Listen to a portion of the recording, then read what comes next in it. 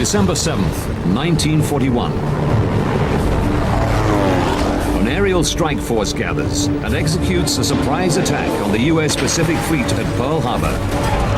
Its aim, to bring a nation to its knees. Thousands die in one of the most devastating defeats in military history. Now, by examining events leading up to the attack and analyzing previously classified military records, a Japanese intelligence expert discovers why the raid was such a total disaster for the Empire of Japan.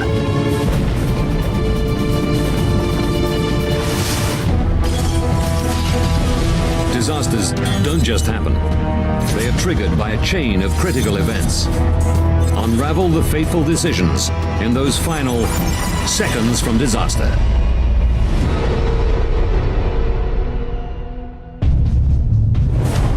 "4 a.m. The Sea of Japan, 6,500 kilometers from Pearl Harbor. For Japan's strategic mastermind, Admiral Isoroku Yamamoto, today is the culmination of years of research and planning. The attack on Pearl Harbor will be the first blow in a wave of attacks across the Pacific as Japan seeks to carve out an empire.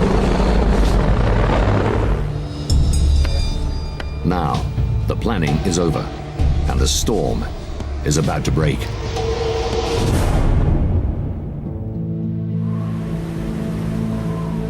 Aircraft carrier Hiryu, Central Pacific.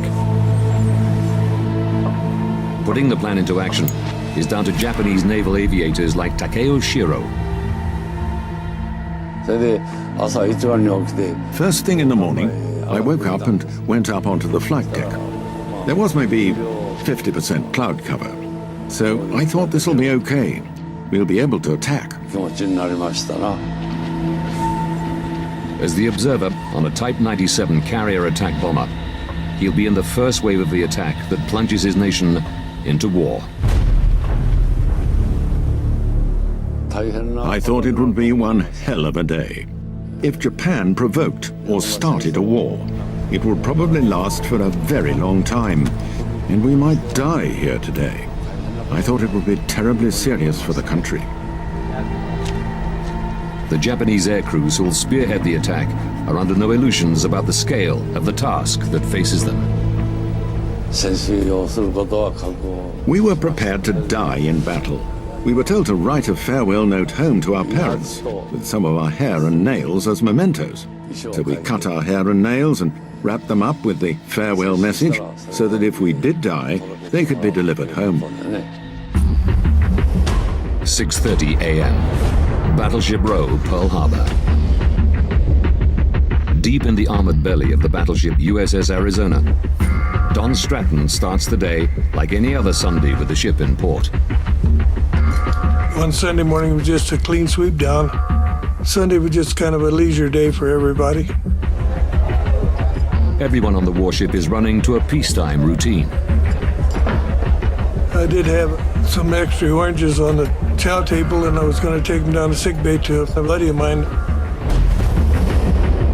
Moored at the east side of the anchorage is the heavy cruiser USS San Francisco. Marine Private Mal Middlesworth is one of the skeleton crew manning the ship while it waits for repairs. Duties are light, and the crew makes plans for their shore leave. There's a lot of conversation. What you did on last Liberty, what you're going to do on this Liberty, what time you're coming back. You might talk about some mail that you gotten home. 370 kilometers out to sea, the storm is gathering. This captured Japanese film shows the final moments as the massive strike force of 180 bombers and fighters gets underway. The fighters were on the leading edge, then carrier dive bombers, then carrier attack bombers at different heights, with horizontal formations too. We flew around above the task force, getting into position. And then, when we were all in formation, we set off. 7:02. Opana Point, Hawaii. At a newly installed radar site in the far northwest of Oahu, novice operators George Elliott and Joseph Lockhart have something unexpected on their screens. The radar shows more aircraft than they've ever seen heading inland at high speed. Their report comes to Army Lieutenant Kermit A. Tyler. He's expecting a flight of B-17 bombers from the mainland.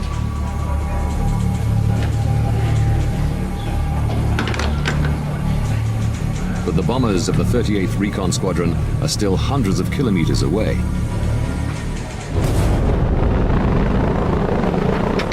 The planes on the radar scope are an aerial armada, the first wave of the strike force for the most powerful carrier fleet ever assembled.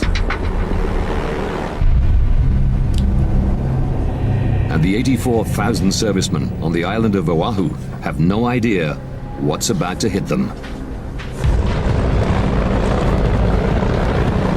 The first wave of Japanese bombers flies south across Oahu completely unopposed. For Takeo Shiro, it seems more like a training flight than war. In training, we used a large model of the whole island, with mountains, cane fields. So on the mission, it was as if I saw that model. When I flew over the mountains and cane fields en route, it felt like somewhere I'd been or seen before. Only when the first wave of Japanese planes arrives over Honolulu can they be sure that they've achieved total surprise. Seen from above, I felt it was just a quiet, pretty town. Realizing they've caught the Americans off guard, the Japanese break radio silence to signal the aircraft carrier Hiryu with the pre-arranged code words Toro, Toro, Toro, meaning tiger, tiger, tiger, or attack, attack, attack. From this moment, every plane in the aerial armada is supposed to follow a carefully orchestrated attack plan. If we achieved a surprise attack, Plan A was for the torpedo bombers to go in first, with the carrier dive bombers afterwards. If the enemy saw us coming and was fighting back, Plan B was for the carrier dive bombers to attack first, and our aerial torpedoes would go in last of all.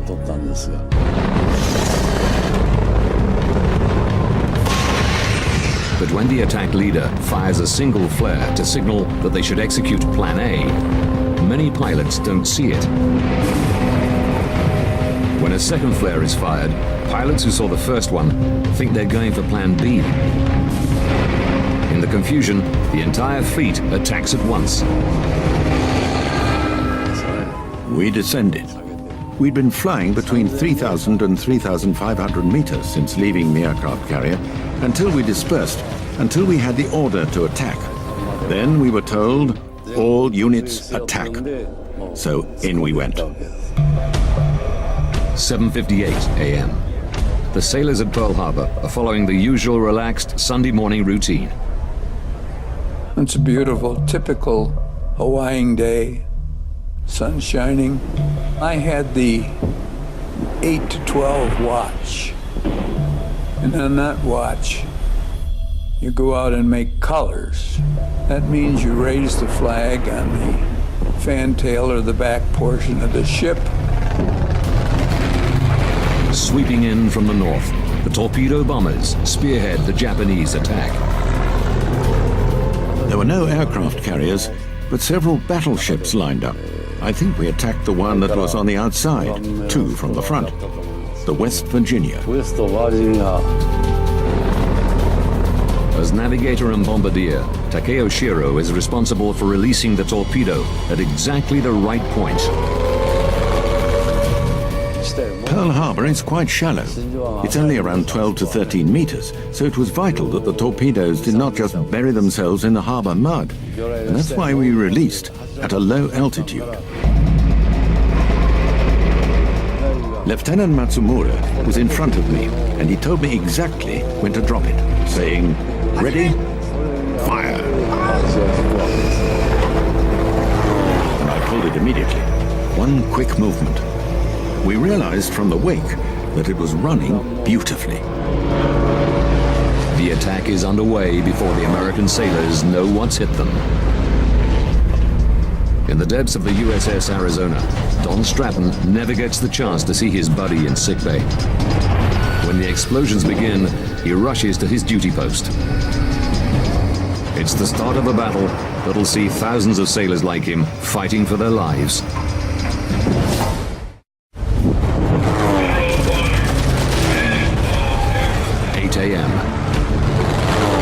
At Pearl Harbor, the peaceful Hawaiian Sunday morning is shattered by a devastating aerial bombardment. The onslaught catches U.S. servicemen like Mal Middlesworth completely off guard. I heard this horrible explosions. But my God, what are they doing? On Sunday? It's obviously a drill, but it looks very realistic. Together with more than 1,000 other sailors on the USS Arizona, Don Stratton is plunged into the fight of his life. I went out on the forecastle and the sailors were pointing and hollering and pointing toward Ford Island, and looked over there, and we could see the bombs landing and the planes banked, and we could see the red sunrise on the planes, and we knew right away it was the Japanese.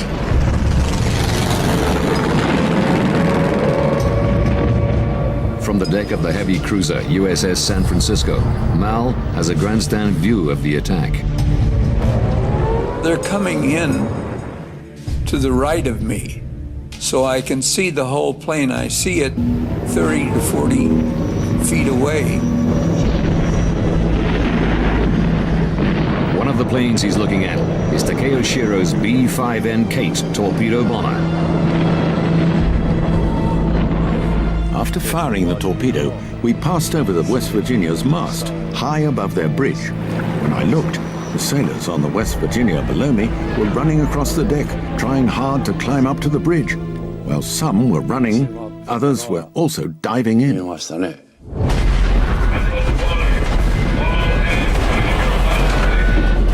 The sailors and Marines on the American battleships quickly overcome their shock. But vital seconds pass before the Americans can muster any sort of meaningful defense. When I seen them bombing the Fort Island, we knew something was going on, and we know the ships were going to get bombed, and they headed right for my battle station.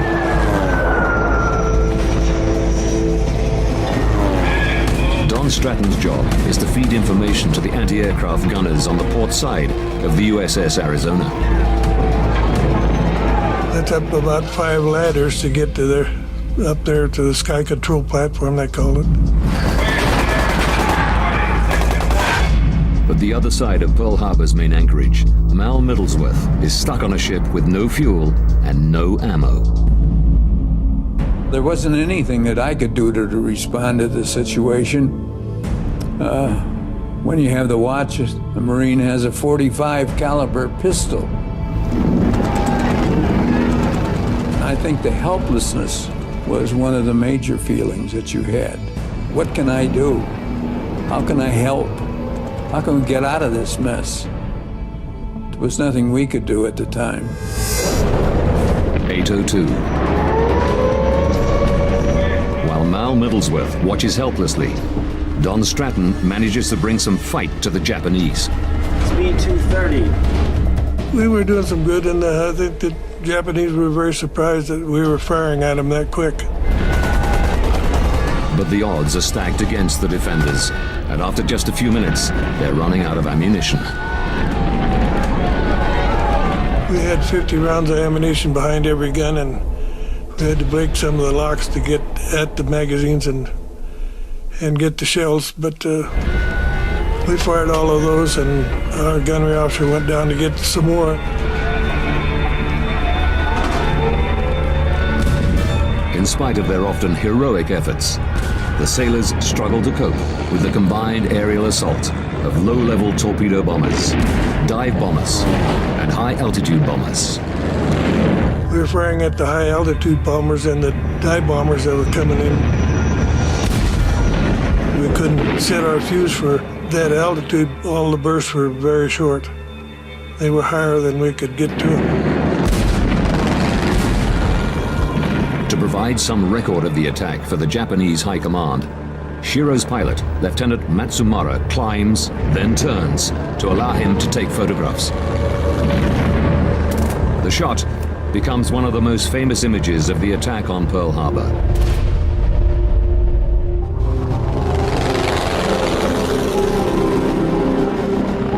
While the defenders are still reeling from the torpedo strikes, the Japanese unleash their most devastating weapon.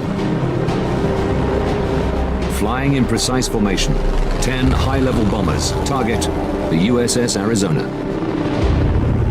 The Nakajima-type 97 bombers are equipped with 500-kilo armor-piercing bombs converted from battleship shells. To guarantee hits from high altitude, every plane has to keep tight formation and drop simultaneously. Using a small, white, rectangular flag, the lead bomber signals the formation to release their bombs. From a height of 3,190 meters, the bombs will take 26 seconds to reach the Arizona. 8:10 a.m. Disaster strikes. One bomb hits the deck of the USS Arizona just to the right of turret number 2. It plunges through more than 12 centimeters of armored steel lining the deck to start an incredible explosive chain reaction in the guts of the Leviathan. 4 decks down, the bomb sets off a flash in a powder room which ignites 2 more explosive stores. The superheated gases from the explosion smash into the 33-centimeter armored wall of the front bulkhead and deflect upwards, causing a huge fireburst in front of turret number 1.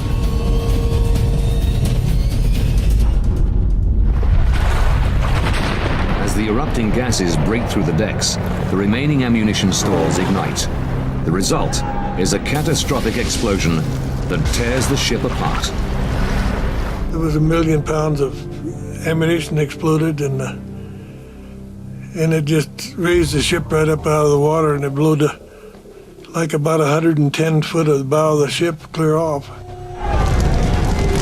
The blast hits everyone on the ship. Even high up on the mast, Don Stratton is caught by the explosion. The ball of flame went up from the explosion and about 500 or 600 feet in the air, and it just enveloped us up there. And the captain and the admiral were both killed on deck right below me. I think it just incinerated them. From his watch position on the cruiser San Francisco, Mal Middlesworth looks on helplessly as the explosion heaves the 30,500-ton USS Arizona out of the water. It was total devastation. I mean, it was unbelievable. Beyond anything I'd ever seen or anybody would ever think about. On board the Arizona, Don Stratton is miraculously still alive, but only just. My face was burnt, and I lost part of my ear, and my back was burnt. My T-shirt caught on fire, and this side is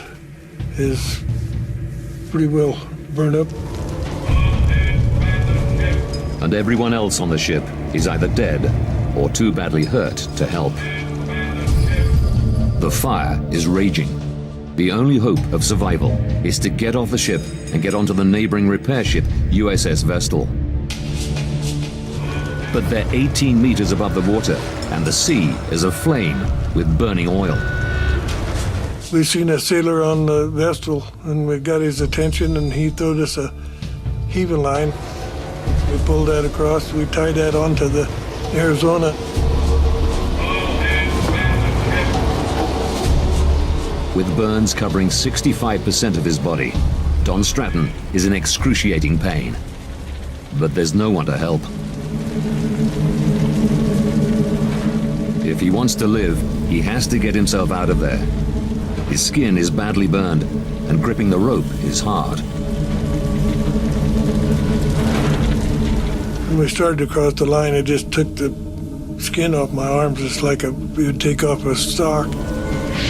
We proceeded to crawl across the line hand over hand to the vessel, which were probably about 70 feet across and about 45 feet in the air.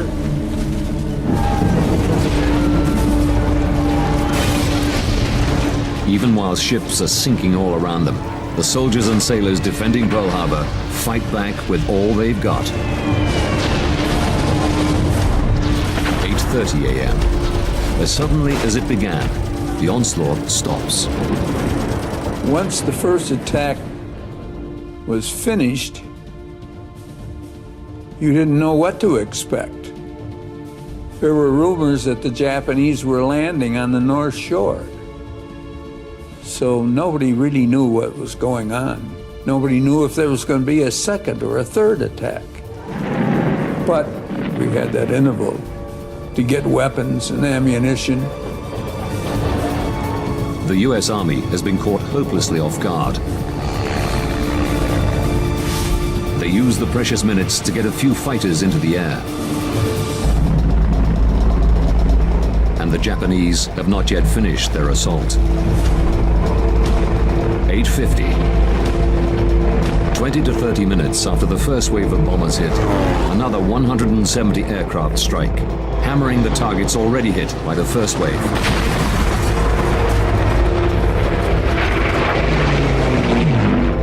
The other main targets are the airfields, which are subjected to furious strafing and bombing attacks throughout the morning. Because of fears of sabotage, the U.S. Army's planes are gathered together to make them easier to guard. But that also makes them easy targets for the Japanese.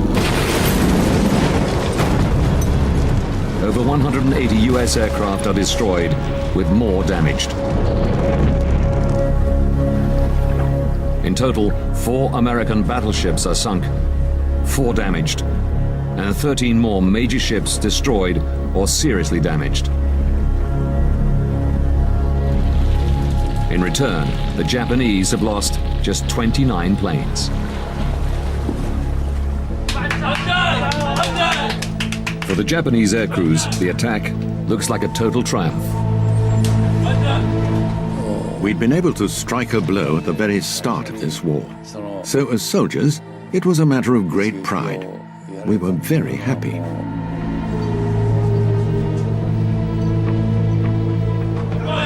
When the Japanese pilots return to their carriers, they receive a hero's welcome.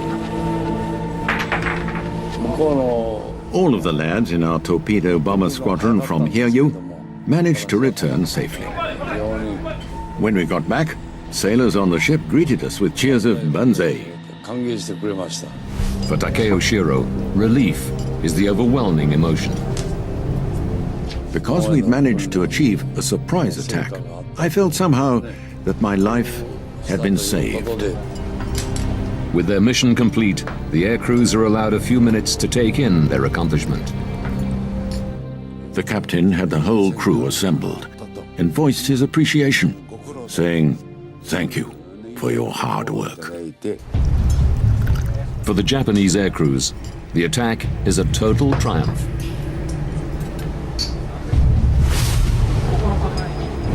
"3 p.m. As soon as the aircraft are recovered and stowed for transit, the commander of the carrier strike force, Admiral Chuichi Nagumo, orders the withdrawal. The performance of the Imperial Japanese Navy has exceeded all expectations. The attack has sunk more ships, and losses have been lower than in even the most optimistic Japanese predictions. But even so, it has in fact totally failed. The Sea of Japan, 6,500 kilometers from Pearl Harbor. Amidst all the joy of a successful attack, all the congratulation, one man is not swept away by the excitement of victory. The mastermind behind the mission, Isoroku Yamamoto, can see what others can't. Far from being a triumph for Japan, the attack is an utter disaster.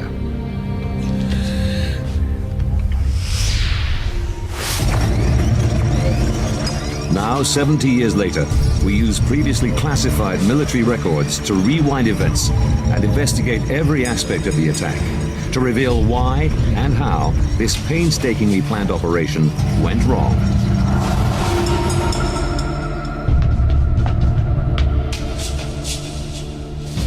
Japanese intelligence expert Tosh Minohara will uncover a series of miscalculations by the Japanese military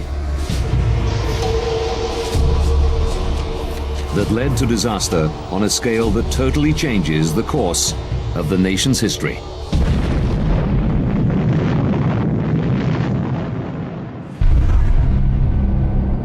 January 1941, 11 months before the attack on Pearl Harbor.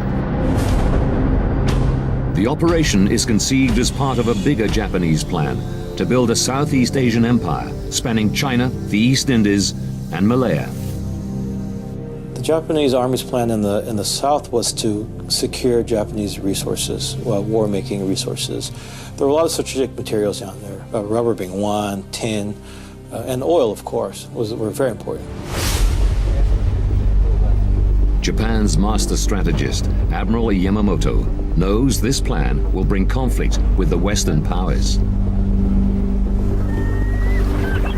And he sees the US fleet at Pearl as the biggest threat to the High Command's plans. The American Navy could wreak havoc upon Japan's supply lines. The oceans are of paramount importance. Therefore, controlling the sea lanes means controlling the lifeblood of Japan. So Yamamoto plans a sucker punch, a preemptive strike to take the fight out of America and eliminate its capacity to intervene in the Pacific. The Japanese believed that perhaps the attack on Pearl Harbor would be such a devastating blow upon the Americans that the Americans would lose the will to fight. Yamamoto plans the attack on Pearl Harbor to be a crippling blow for the US Navy. But our investigation shows how key errors in the tactical planning and the operational control of the attack turn it from triumph to disaster. Admiral Yamamoto knows that aircraft carriers will play a critical role in the war to come, and the American aircraft carriers based at Pearl Harbor are priority targets in his attack plan.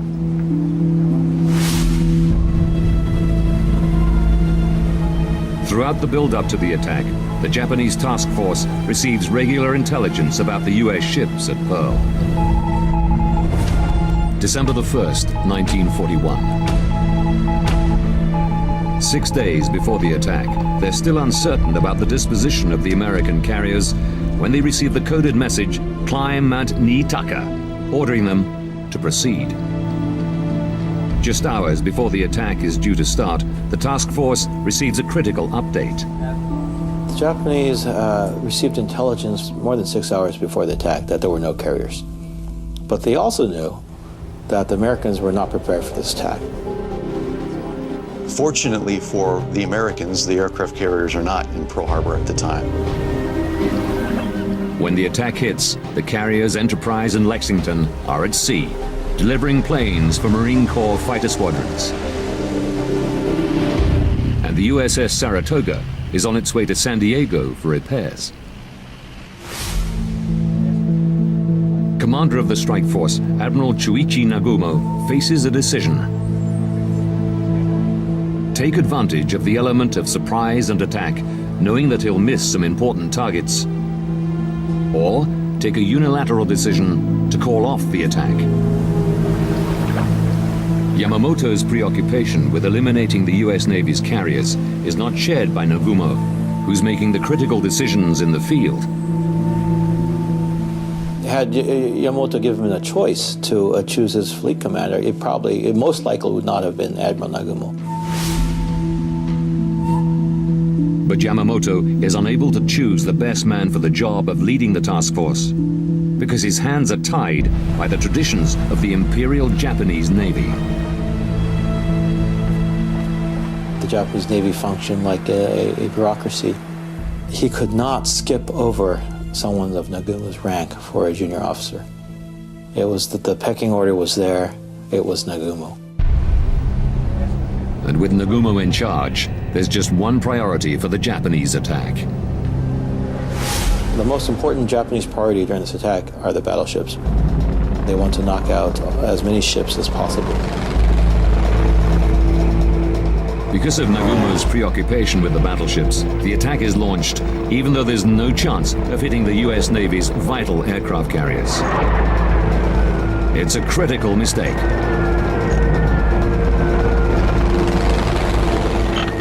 But even without hitting the carriers, the attack on Pearl Harbor could still have struck crippling blows on the US Navy, if it had hit the right targets. Because of fundamental flaws in the Japanese Navy's martial mindset, critical facilities like Pearl Harbor's ship repair yards are ignored. Soft targets were considered to be, from a Navy point of view, unfair. They were concerned about this. And as a Navy person, you went after the big ships. And the big threat were the American battleships. The shipyards and so forth would support American war effort, but would not be a direct threat towards Japan. It's the ship, it's the actual hardware which poses the threat. It's a decision that costs the Japanese dearly. Of the 21 ships that are destroyed or damaged in the attack on Pearl Harbor, 18 of those ships are salvaged within a matter of a few months. The Japanese Navy's obsession with hitting the big ships means the attack misses another important target. They didn't destroy the submarine base, and those submarines would go on to carry the war directly to Japanese home waters and the merchant fleet. In the end, it's the submarines operating out of Pearl Harbor that strangled Japan into submission, totally cutting it off from supplies of food and resources. But perhaps the most devastating blow the Japanese could have struck on the day was an attack on the US Pacific Fleet's fuel storage facilities. The Pearl Harbor tank farm contains more than 650 million liters of fuel. Enough to fuel the Pacific Fleet for 10 months.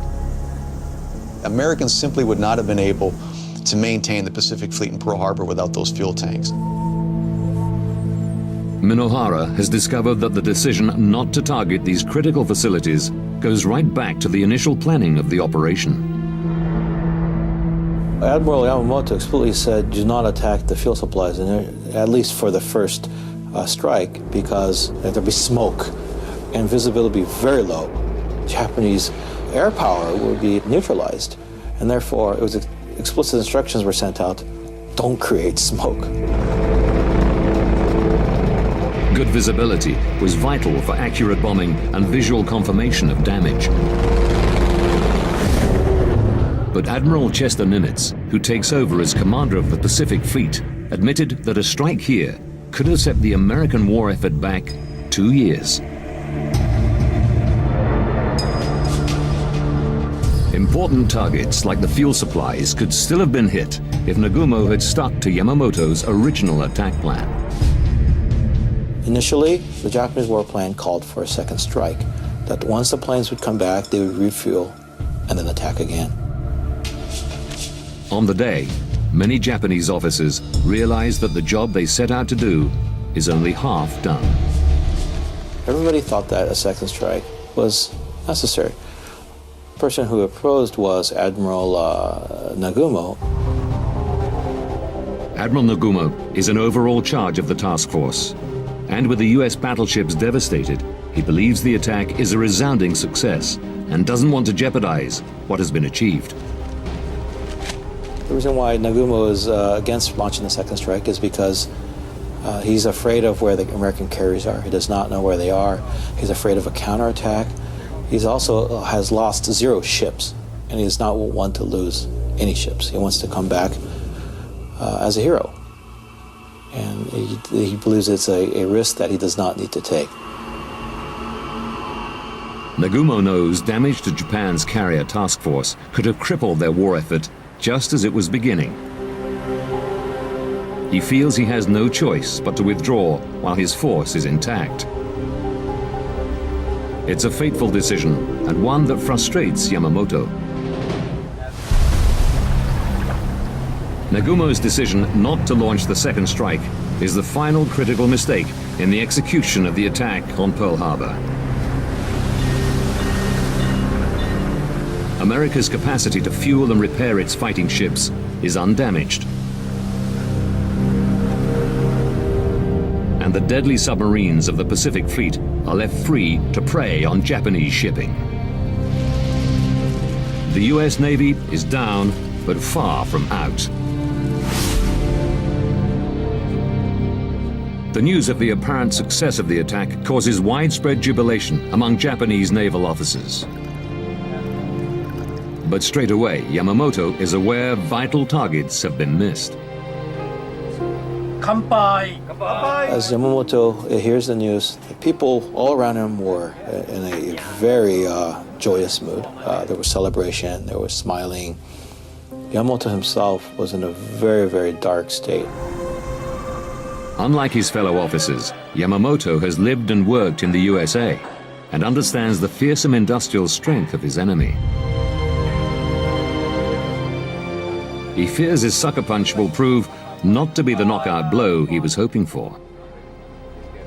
Yamamoto realized that the war had started, and this would not be an easy war, and so he could not celebrate. What Yamamoto does not realize is that another critical element of his plan has gone wrong. One that will have dire consequences for Japan. The attack on Pearl Harbor is supposed to cripple the US Navy Pacific Fleet and crush American morale. The United States of America is not demoralized. Just the opposite. The nation is enraged and discovers it has an appetite for war.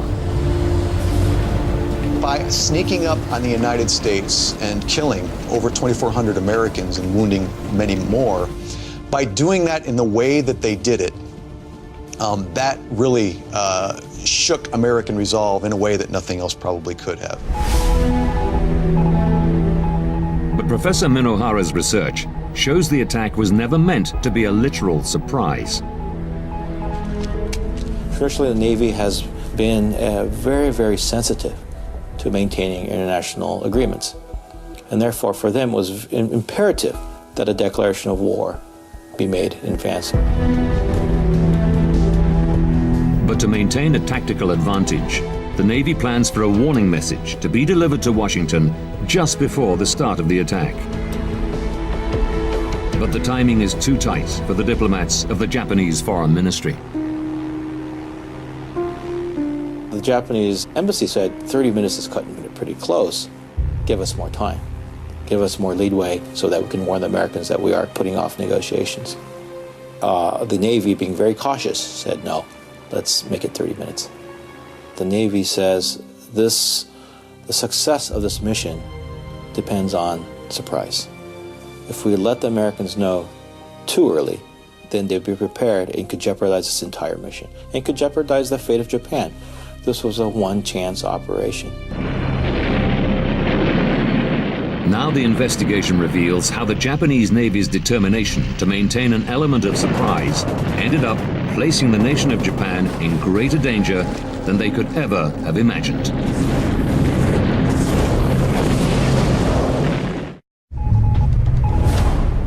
December 6, 1941. The day before the attack, the Japanese begin transmitting a lengthy message to their ambassador in Washington. It is to be delivered to the American Secretary of State, Cordell Hull, at 1 p.m. Washington time, 30 minutes before the attack begins. Divided into 14 parts, this message is to break off negotiations with the Americans and serve as Japan's declaration of war. The problem was with the last 14th part. And according to the embassy staff, I mean, they have their say, and they said it came very late. That they had waited, it did not arrive, they thought that it'd come in the next morning. The delay is fatal. Before the message can be delivered to the Americans, it must be decoded and transcribed. Normally they would have an American staff. She would do the typing and so forth. All American staff were asked to leave the embassy. And so this was done by the Japanese diplomats. And they're not used to typing. They were probably finger typing, and it just took up too much time. But in spite of all the Japanese efforts at secrecy, the Americans are listening in. The Military Signals Interception Project, codenamed MAGIC, is intercepting every message to the Japanese embassy.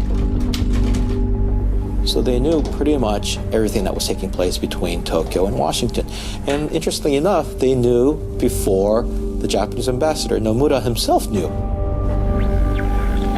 The signals intercepts confirm American suspicions that something is going to happen, but they don't give any detail about what's going to happen or where. Without this critical detail, all they can do is issue warnings to military bases across the Pacific. December 7th, 7:48 a.m. As Takeo Shiro's plane approaches Pearl Harbor, the warning still hasn't arrived.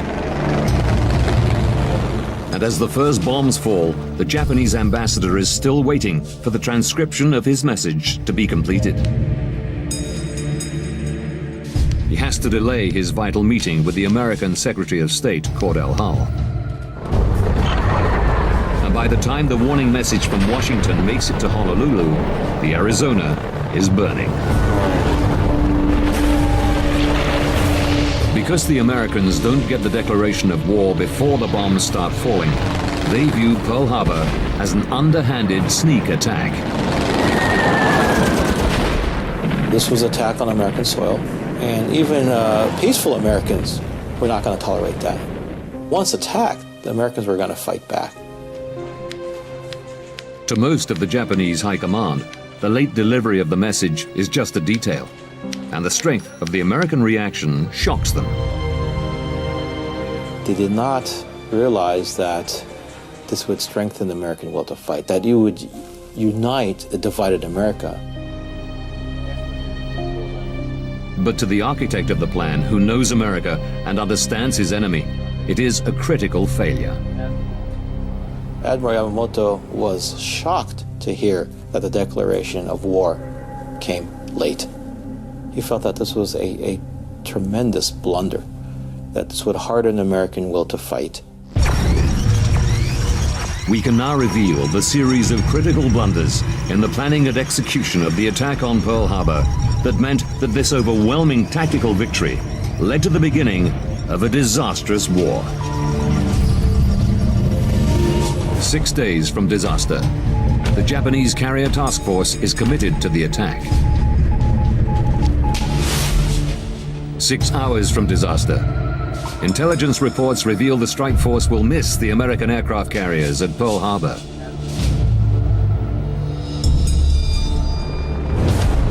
8:10 a.m. Japanese bombers totally destroy the USS Arizona with a catastrophic loss of life. The message that Japan is ending negotiations with the US arrives only after the deadly blow has been struck. 10:30 a.m. With Pearl Harbor's critical facilities defenseless, the Japanese withdraw, and the home of the US Pacific Fleet lives to fight another day. But according to Minohara, Japan's greatest error is the decision to target Pearl Harbor at all. Prior to the attack, America would not have stood in the way of most of Japan's imperial ambitions.